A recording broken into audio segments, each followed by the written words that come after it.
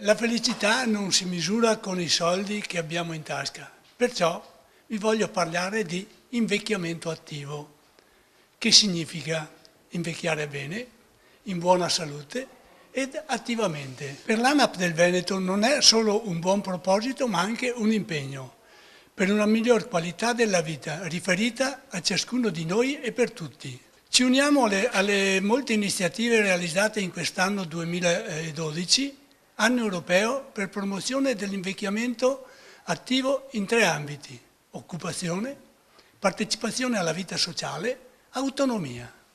Non dobbiamo aver paura di invecchiare, né del ruolo che occuperemo nella società a 60, 70 o 80 anni.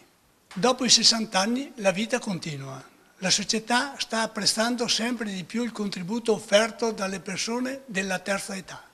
Vogliamo incoraggiare e sollecitare i responsabili politici e le parti interessate a intraprendere, ad ogni livello, azioni volte a migliorare le possibilità di invecchiare rimanendo attivi, a potenziare la solidarietà fra le generazioni,